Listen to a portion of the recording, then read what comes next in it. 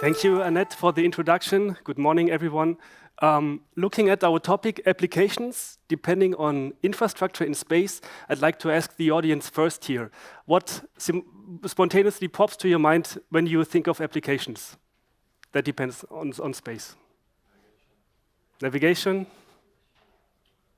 A bit louder? Weather? Earth observation, right? Defense systems, correct? Yeah. Basically everywhere, right? It's everywhere in our everyday life. So I'm happy to have three panelists with me here today to shed light from three different angles.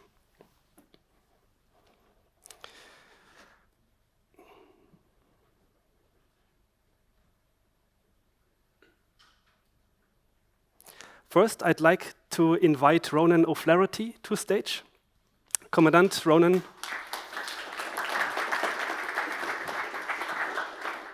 Commandant Ronan O'Flaherty is a researcher in the operations branch at the NATO Kooperatiivse Cyber Defense Center of Excellence in Tallinn since November 2020.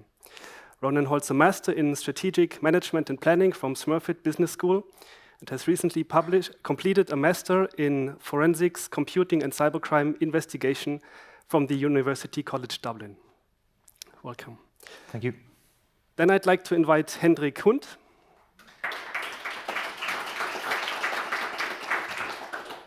Hendrik is the COO of Reexplorer, where he's in charge of developing renewable energy projects by combining infrastructure analysis with real-time modeling and satellite data. Hendrik holds a master in environmental engineering from Caltech. He also served as a national delegate at ESA's Earth Observation Management Board. Welcome, Hendrik. Priit Saar. Priit Saar is the head of the Crisis Management Department in the Ministry of Economic Affairs and Communication in Estonia. Priit is responsible to coordinate the continuity of vital services, networks for supplies for electricity, natural gas, liquid fuel, as well as transportation services and services based on the information and communication technology. Welcome. So my first question actually goes to Priit.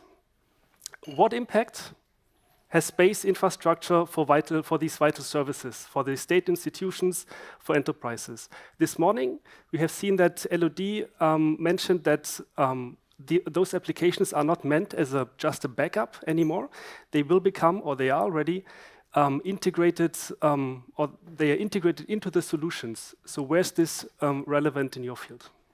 I haven't read this statement, but actually, satellite communication and space infrastructure has become more and more important for the emergency response services and also for the vital services, vital service providers, due to the fact that the storms and natural disasters have shown us that we are so much dependent on very efficient info communication services and satellite communication, space communication. It's like more efficient than like a mainstream telecommunication services, cable network, mobile services.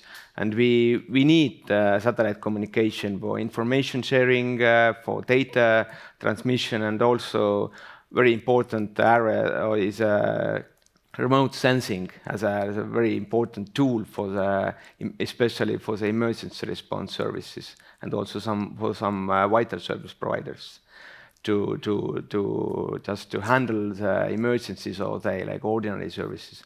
Mm-hmm. Thank you for that. Hendrik, what space-based services are important for you? You are in a startup environment with an industry view. So how is that all relevant for Reexplorer's business? Yeah, hi, and thank you for the question.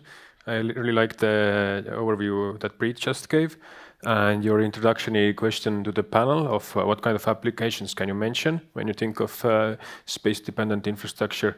And actually, our software that we are developing is really dependent. And the example here is the weather predictions. So not anymore the weather predictions are done on site, on ground, in one positioning place, but it uses big data from Earth observation data, satellites, really complex models.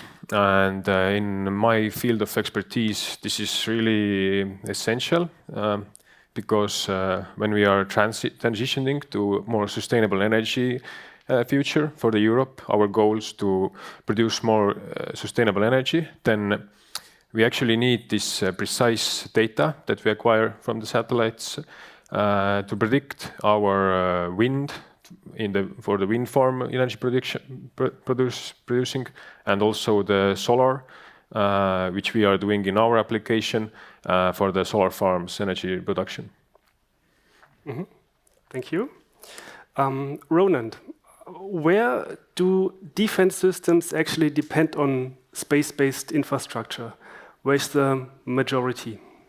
Tada, great question. So for sure, GPS, Galileo, GNSS systems provide PNT, which would be one of the primary methods for military systems, military networks to find their location and timing.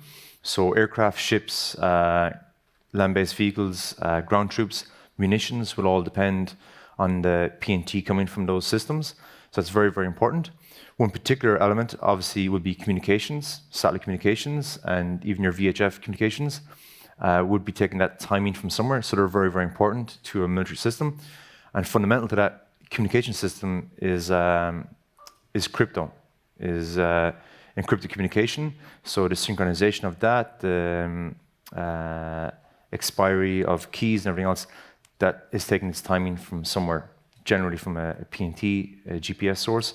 So that's fundamental and vital to military systems and operations. Mm-hmm. So extremely dependent on it. So because it's so dependent on it, because there are threats to it, which we can talk about in a moment, alternatives have to be available to those military systems, whether they're inertial navigation systems and so forth. Redundancy has to be available to those military systems. But for sure, primarily, they will take their PNT from a GNS source. Mm-hmm. And if we stay for a moment with that topic, space was declared as an operational domain. And now we've seen that many systems depend on PNT, on the provision of position, navigation, and timing. And together with this, like being space an operational domain now, looking also at the threats and vulnerability of those systems, what are the actions to do here to be like resilient, or in case of a crisis, how to react? Great question. So first of all, if there's two parts to it, I'll take two parts. First is yes, in 2019, NATO declared space as a domain of operations, and consequently, they've established a NATO Space Center in Ramstein Air Base in Germany. And they have 7 functional areas where they are mapping out their service delivery, if you will. They include SATCOM, ISR, intelligence, surveillance, reconnaissance, PNT, METOC, meteorological weather, space weather, space situational awareness regarding debris and threats, shared early warning, and also space security. So NATO itself has a roadmap, has 7 functional areas which it will be addressing in those functional areas. And through that, through those areas, there are going to be threats that they have to mitigate. The primary and biggest threat would be environmental, would be space weather, solar flares, which would have an impact on the service delivery of satellite systems. So that is a threat. How do you mitigate it against that? You develop redundant systems for that one. Spoofing and jamming of GPS signals is an increasing threat with the proliferation of transportable jammers and spoofing mechanisms. So that's an increasing threat. For NATO systems, ground-based terminals, they would generally be in a military location, so they might be less likely to be spoofed. But for civilian infrastructure, it will be a recurring threat. Mm-hmm. Obviously, the bigger picture would then be ASAT, anti-satellite weapons. Would be an emerging threat. It's been The capability is being displayed and demonstrated by a number of nations, so that will be, unfortunately, an increasing threat possibility in the future. Okay, thanks a lot for those insights. Coming back for a moment to public safety, Priit. Also, like a question with two aspects. There's sort of normal times, right? And there's times of threats and crises. Plus, recent events showed there's lessons learned already. So how can we use that? How can we use the lessons learned from recent events to readjust our views, our action on normal versus crisis times? Main lessons learned, lessons identified is that vital service providers, emergency response agencies, they have they need different alternatives how to transmit, how to share information and do the data transmission and to share data and to share information. And for that reason, even our storms in Estonia, power cuts, but very much Ukrainian experience have shown us that we need alternatives because the mainstream info communication services are not so efficient, especially if there's very enormous emergencies, huge major power cuts, or even some kinetic incidents. And for that reason, we have found out that the satellite communication is more efficient than other services, and we have to develop more and more actively that capability in Estonia and for our services, for our vital service providers. That is the main lessons learned, lessons identified, and also this spoofing and this area is also very important for us because we are locating in not very safe environment. We have not very friendly neighbor, and for that reason, it's also a very important area what to develop in Estonia, especially in our hard security services, police, border guard, military, etc. Mm-hmm.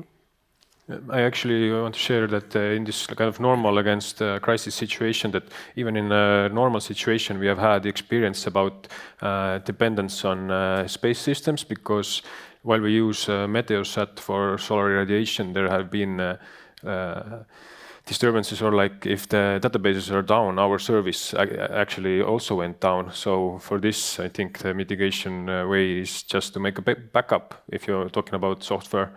But what Priit also highlighted is that if you have infrastructure on the ground, you don't have a data backup in that case, then for this, I would say it's planning phase, to be ready for this. Before the crisis happens, that's the main point. You have to prepare yourself. So when it happens, then you have backups, but you have also planned ahead of how to mitigate it. Mm-hmm. Okay, thanks a lot. And you mentioned Estonia is in a specific situation from the location alone. So what is the Estonian government doing? Is they making a difference in that respect? Keeping people safe, keeping systems secure? Yeah, it's a high priority for us, but definitely we have a lot of gaps also. But now we have rushing we have huge rush just to develop it more quicker, because especially talking about the satellite communication, I can say that it's not very the development process haven't been very active, but now we are pushing more and more power into that process because we need alternatives. The Ukrainian experience shows us that this is we could lose mobile data communication networks. We could lose very easily cable networks,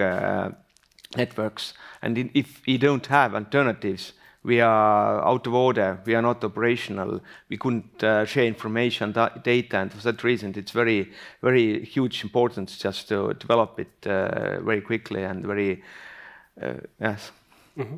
Okay, so I understand backup systems is one way of mitigating attacks, threats. Ronan, you also pointed out like how convenient it is in a way to use GNSS, like global satellite navigation systems for navigation, positioning, timing. But then there's also the threat landscape. Is there something, and we've heard backup system might be a solution, additional systems, but is there something one could have done differently? Or if you like look at the future, we are thinking at the PNT provision of data for timing navigation. What would you do differently then to not run into a dependency or into a threat? Well, I think we should welcome the services it offers and welcome how the internet was developed and how the satellite systems were developed in this open architecture. We should really welcome that. Unfortunately, there will be vulnerabilities present because of the open architecture, and maybe that security wasn't forethought when it was first designed. And that's the reality we're in. So I won't say from henceforth, but from now on, when we're developing new systems or new applications in the future, security should be part of development and operations from the very start. So that mindset. So when we were working on the 5G project with Irmas and audience, we had one of the guest speakers, and what he said to us was, he's never once heard in his 30 years in the telecom industry a project manager say, "Let's make this project more secure." So if we got that thinking through training and through experience into our product development, we might be able to have security in place from the start. But we should really welcome the openness and freedom that the innovation that has come from the internet and from the satellite coverage that we have. What do we do with the systems that we have at the moment? Spoofing and jamming are there, unfortunately. I think we really have to develop alternatives. The military systems, you have those. I don't know what the appetite is in the commercial sector or the public sector to develop those, but we should explore it through enhancing collaboration, supporting R&D in that area, to exploring maybe through Diana, the NATO Diana project, how to increase innovation in that area. So we should increase our cooperation with the defense industry, increase our cooperation with the commercial sector to develop it. Actually, as I would like to just support Ronan, that security is very important, develops the capabilities, because sometimes some service providers and agencies are focusing more on efficiency and they are avoiding the security aspects, but we have to find the balance between efficiency and security. And again, talking about the environment where Estonia locating security, info security is very important, developing these new capabilities and info communication capabilities. Okay, thank you. And part of that open architecture as a phrase is diversity in the marketplace. Previous panel we're talking about Geo and Leo and different operals. We should welcome that diversity in the marketplace, because it does enhance security when there's a surge or demand required in capacity. But as we saw, as we've seen this year, unfortunately in the war in Ukraine, with the Vysat attack, that the diversity in the marketplace, Starlink, Ukrainian armed forces were able to move towards that one to keep their command and control, their C2 operations alive. So the diversity in the marketplace should be welcomed. For sure, it creates competition and challenges for entrepreneurs and startups and everything else. But from a security defense point of view, we should welcome that diversity in the marketplace. Okay, thanks a lot. Yeah, I would just maybe add to this that this multiple layers or diversified environment is also applies to energy security, what we are doing in our field, that basically if you look at renewables, then renewables are, the production is scarce, like a spider web across Europe, and there will be thousands and hundreds of thousands different production sites that are then all individually cannot be targeted at once, I would say. So this will, in fact, make this scarce production more secure than putting everything together into one place. Mm-hmm. Hendrik, you were mentioning that Reexplorer and society at large depends on detailed Earth observation data to predict sunshine, wind, and so on for the renewable energy sector, which sounds like a one-way street, right? Data is generated somewhere, transmitted, and used. Now, we've heard from Xavier earlier this morning that satellites will be equipped with more computing power in the future, artificial intelligence, more storage. It sounds a bit like the cloud, the edge is moving towards orbit, right? Now, imagine a few years from now, you get access to such resources that are flying. Could the business sector or the startup ecosystem make use of such capabilities? I think this is a question of effectiveness, because if there's this kind of data, these products available, then you don't have to develop them yourself. What happens a lot, I would say, in different smaller startup type of companies. And yeah, of course, this will make the effectivity better, because we are really welcoming that if you have API interfaces that we can just directly connect to and utilize the data that will be given to us automatically from these kind of interfaces. I'm not sure that we are there yet, but this will definitely make the possibilities better, and you don't have to put so much resources to do the computing on site. And also, what I mentioned before, we don't need that much backups for storage even, or for example, backing up archive data if we can just access it by an interface provided from a bigger player, I would say. Yeah, thanks a lot. So those were really interesting insights from public sector, startup business, and from the defense world. I would open up the floor for questions from the audience. Do you have any questions for our panelists on applications on space-based infrastructure? Yeah, hi, I guess it's good afternoon. Depends on what part of the world you're from. It's still kind of interesting time zones. Any thoughts on there's a lot of talk about the Viasat attack, right? Which I think we can all agree it wasn't a really artful attack. It was somewhat simple in its manifestation in terms of, but its impact and its collateral damage was substantial, right? An easy attack that debilitated and created, deficiencies and gaps in military operation, as well as its collateral damage as the malware went to other assets throughout Europe. I think it was UK, maybe even Germany were impacted a little bit. What we're seeing in space relative to the density, launch capacity limitations, right? We're talking about this future, right? But aren't we still constrained heavily by launch capacity? The fact that the space industry focused heavily on nano and cube launch capacity, but in order to populate the constellations that we need to provide the power of these advanced capabilities, we're going to need large, heavy vehicles to get more density into space faster. The fact that some of the launch and some of the benefits of these constellations are actually delayed a little bit, right, because of some of the launch capacity issues. And of course, then Russia sort of took itself out of the launch game. That impacted some countries as well. Any thoughts on the resiliency? Well, we're talking about something that's way up here, but we have to start at the ground to get it there, right? And how do we protect ourselves or enable our mutual U.S. and European ability to run that race? Question on resilience of our space-based infrastructure, because it has a collateral effect on wind energy, such attacks. So what would you comment here? A great question. So an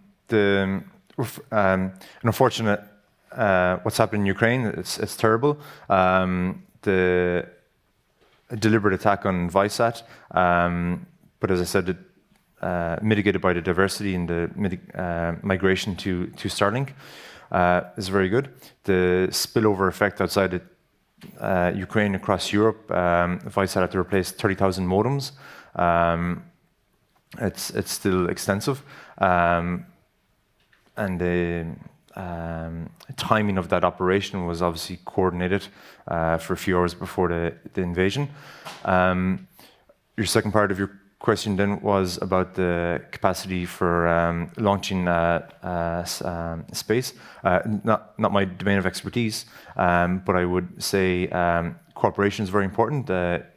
ESA has done a lot, I'm sure. It's very comforting to hear that it's not just confined to the EU, but the UK can be part of it still. I'm an Irish person, so I can make jokes with Brexit, can I? So we need to figure out and improve our cooperation. I would suggest NATO, EU, and every different facet to optimize the space domain and the finite resources that we have. We need to improve our cooperation, I would say. Yeah. Thank you for the answer, Ken. So the ability to move the Starlink assets into support of the Ukraine taught us about the resilience and the cooperation that we need between various satellite operators and constellations, right? Because if that wasn't available, what else would there be, right? And there were some other options, but that was, he was able to move that asset into service really, really quickly. For sure, yeah. And then, one of the reasons possibly was targeted is because those Viasat is maybe geo. I don't know for sure, but certainly the terminals would have been fixed and ground-based, whereas the nature of the LEO Starlink satellites allows the terminals to be movable. They can move, not necessarily comms on the move, but they can be redeployable and moved very quickly and auto-tuned to have coverage. And that's very, very important for a military, for a C2. So targeted for those reasons. And then the use of Starlink has given this added benefit of mobility, which is very, very important for any C2 system. Thank you. We'll take there's a question from the online audience, then we go back on site again. So it's also a question on backup of actual space systems. In the space domain, we have a number of large systems which have some kind of monopoly and have no redundant alternatives. For example, Copernicus for Earth observation, Starlink for broadband internet. How big is the threat for businesses and critical applications? The only good redundant service is GNSS, where there's many or a number of constellations. Yeah, I would just say these questions kind of go on over my head. I cannot comment on that, but from my field, I would say there are definitely now opportunities for, let's say, this launch type of startups are bringing their own value, or like this kind of small enterprises that will maybe contribute to that in the future. Mm-hmm. Mm-hmm. Priit, do you have an idea, a comment, an opinion on providing backups for the space systems themselves in space? Actually, it's also goes over my head, but I don't have a very a concrete actually opinion in that field, and I support what Hendrik just mentioned. And okay. Thank you. Well, it's a great question. We've seen dependencies, the implication of dependencies this year. So I would just echo what I said earlier about diversity. We maybe have to, not just diversity between LEO, MEO, and GEO, but in the marketplace as well. Competition should be welcome in the marketplace, and diversity is key. And then the challenge thereafter would be interoperability among those different systems, which is a challenge in itself, but a great question, and I think it echoes the importance of diversity and competition in the marketplace. Okay, thank you. I'm Larry Martinez from California State University at Long Beach. You began the session asking a very good question. What are some of the applications that are on space segments? And my question for the panel is, do you see the market now providing an impetus for the operators of satellite networks to expand the applications that they want to use to populate their satellite networks for market reasons? So in other words, is the market moving the satellite sector into applications that are more vulnerable, or are they less vulnerable to disruption by outside sectors and vectors? I would say this is also a really interesting question. Hard to predict, but basically any advantage in the market will again diversify the options. So I will not say it's critically going the way, making it more vulnerable. And maybe also comment that the market drive that actually I think right now, for my experience, we still need to link the market with our use of satellite data, what we do. So it will not come to us. We have to work in the name to make it, to kind of put value inside the satellite data, because the data itself needs some extra value on top for it to make value on the ground. It seems to me we are putting more and more time, like effort to the efficiency and to the operational side, but we also have to work with very hardly with security and resilience, because some for instance, our eastern neighbor, Estonian eastern neighbor, and some other threats are unpredictable. We are behind of the threats, but we have to be more active to think about the security and resilience also, not only talking about efficiency and operationality. With all those initiatives that will come to the marketplace and drive security, software, the source of the software is very, very important. Is it being written by the company itself? Is it being outsourced to a third party? How verifiable is it? Who exactly is auditing the software? Is very, very important in the development of satellite systems. Where exactly is the source of the software and how secure is it? Quite often, software is outsourced for efficiencies in the supply chain. And we just need to be very, very mindful of that one, because that allows for vulnerabilities to be injected into the system that you might just presume is secure and safe. How you doing? So a question I have about as far as the infrastructure in space. Obviously, everybody's going to want to protect their assets up there, right? So as the environment becomes more and more commercialized, as it has that shift from government use, military use, and eventually becomes a preponderance of use, now becoming commercial, how do you start to protect and start to address the laws and policy in place so you start to regulate it? Any thoughts on that?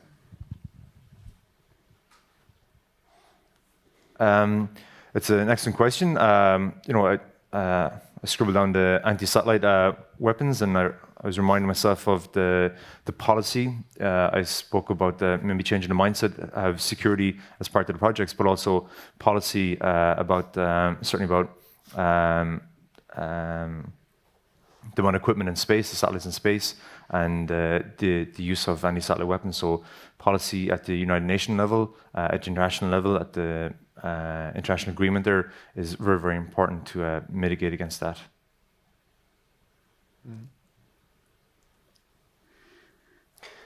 There's another question from the online audience. I would like to know more about how satellite communications and software would be protected from solar flares in the future. What practices would be put in place? I will take that a little bit, but actually I don't have an answer for that, but maybe it's just in sense of development. I know that today later, in the end of the day, there's going to be a panel about small satellite development, and I believe there are already different options available for that.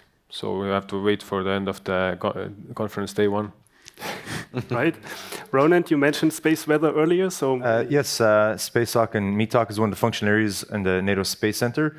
So there's a lot of space situational awareness, and Meet Talk does a lot for monitoring solar flares. So it is by far and away one of the biggest threat to satellite systems. Thankfully, they can map it out, and it's on a I forget the exact number of years, but it's a 5 or 10 year cycle for these solar flares, and every couple hundred years you have the quarantine effect, which is a major solar flare. So it's a significant risk. Practices to mitigate against it would be obviously to harden your satellite dishes. So the military satellite dishes would be hardened for those extreme solar flares.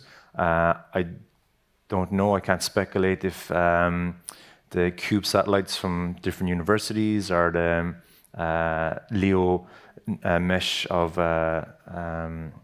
satellites would have that hardened capability, but certainly the military government satellites should be hardened for that. Okay, thank you. Thank you. Are there more questions?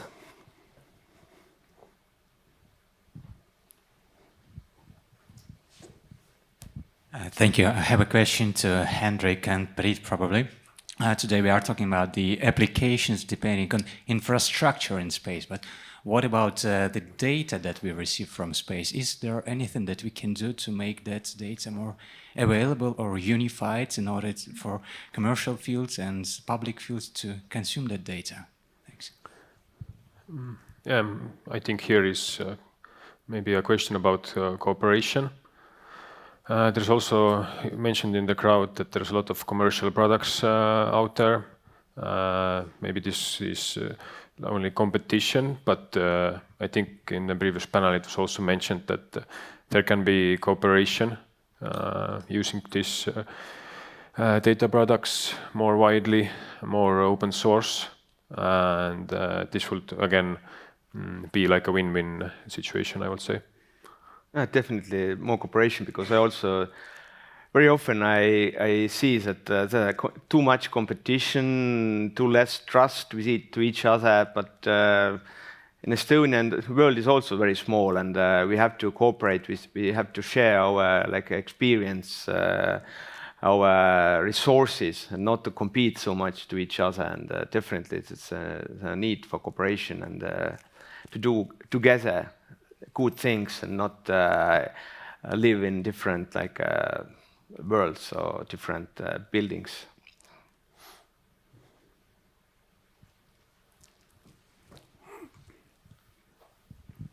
Hi.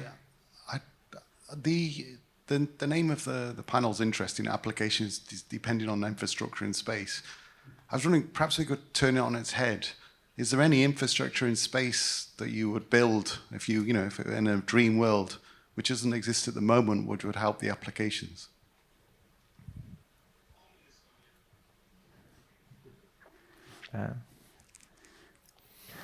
You're an entrepreneur. Maybe you have some ideas. Yeah. I can't say from our perspective. Maybe there was this news about building this solar energy installation in space, but maybe I would even maybe include Frank here in the conversation to know that if he or maybe Ronan has some comments on that. That's a good question. I need a few moments of brainstorming. Yeah.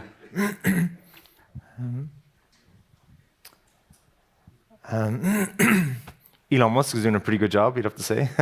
But yeah, increasing secure communication would be an important application, and but yeah, it's a good question. I don't have a good answer, I'm afraid.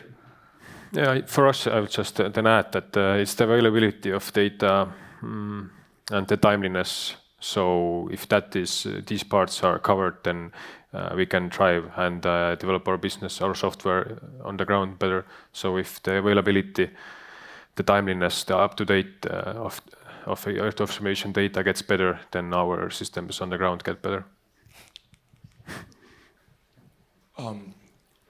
We've been talking about data. We've been talking about resilience. We've been talking about software-defined climate.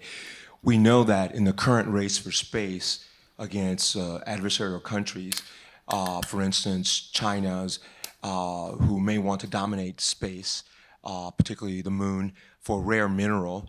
You talked about solar panels. I mean, we all know that there's a race to put a new space station on that would be probably better than the aging space station. The International Space Station is currently on orbit.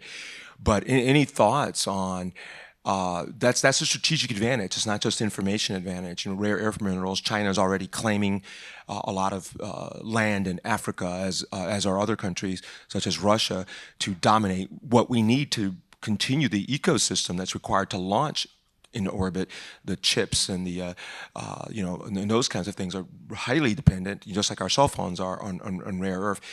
Any thoughts collectively or individually on what we need to think about? I mean, like I said, it's beyond data. It's about this other aspect of dominating space. We all know as well a lot of the treaties are being violated, right? But if a country is lawless, the ability to impose costs for adversarial actions in space against one nation or another, what good is that? So treaties, and then the ecosystem of rare earth minerals and dominating space as a terrain to project power, for energy, and for other manufacturing, discrete manufacturing that cannot occur in gravitational environments. I know, very complex question, sorry.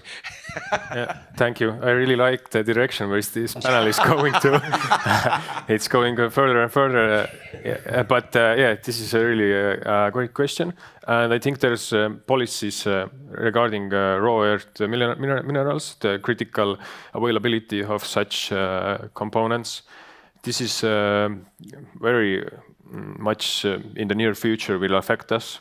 It will affect the European region, and that's why Europe has already made plans ahead of how to secure this the supply chain for this kind of materials. But about taking this to space domain, it's something that I don't have a vision yet, but it will most probably, if we are really opening our panel up, then it will have some possibilities there. I referenced a 5G paper we did at the center at the CCDCOE, and we identified this as well, the rare earth metals, rare minerals, and the importance they have to the supply chain for the 5G marketplace. But a very welcomed keynote speaker this morning talking about 6G. So we need to look ahead in the future, beyond 2030, over the horizon, and what type of world we want the world to live in. But actually also in Estonia, we already started the discussion very slowly that we have a lot of minerals actually in our soil in Estonia, but it's also to start to take it off from the soil. It's caused a lot of problems to the nature, and that's kind of like a competition or a hard discussion. Are we going to take these minerals out of our soil and with the cost of the nature, or we're not going to do it because we need that kind of minerals, because we are dependent on these minerals, so like ICT infrastructure and such sort of things. It's a very hard problem, hard discussion which are going to be in Estonia very soon. Yeah. We take the last question from the audience, please. Sorry, I just grabbed the mic. So, my name is Stefano Alberico. I'm interested on the, let's say, cybersecurity aspect, which you have been touching as well. So I would like to ask you, I hear a lot and everyone talk about there is a need for cybersecurity. Satellite needs to be built with cybersecurity, from the design, and we probably keep repeating. I would like to ask you, from your single point of view, can you mention or name really, can you see this translating in action? So do you see really this cybersecurity popping up on your daily activity, or I don't know, maybe collecting data from space? Do you see this translating in implementation rather than just a nice thinking we should have, but then nothing happens? So can you mention anything, or do you see this coming stronger than before from a really practical point of view on your daily, let's say, applications? Thank you. I'll go first. We're, at the center, we're researching training and exercises. We're a think tank, so I don't see it operationally. I'm not privy to that one. But in that, what we do see, and what I would encourage is training. So training so people are more secure at a young age. Primary school, secondary school, they're more conscious of it. When they are writing code, that it's just there by default. They're writing code that's more secure. So training, I would offer is where we could would have the best return on investment to improve security. And real life incidents and emergencies, they also pushing the politicians, decision makers to give more money to the cybersecurity, because, for instance, 1 year ago we had a lot of discussions with our Estonian cybersecurity scene is it's too it has too less money, but now we have got some lot of new money into this cybersecurity world, and we are happy of that, but it's not enough. Of course, we need more, but Ukrainian experience, some incidents what we have had in Estonia within recent years helped us to get more money into the cybersecurity. But yes, thanks to the crises, thanks to the incidents, not in peaceful time. It's very hard to get money for the cybersecurity. But of course, we are saying it's very important area, and we have to put more money into cybersecurity. Yeah, I think we are still operating on such a grassroots level, on such small scale, that we are actually reliable on bigger cloud service providers cybersecurity. So maybe for us it will be just from downwards up. We will request our cloud service provider that they provide us the necessary cybersecurity service. Thank you very much. As general as this topic sounds, I see a lot of discussion going into specific directions, so please stick around, continue discussing over lunch and the coffee breaks. Thank you very much, my distinguished panelists, for this nice discussion today.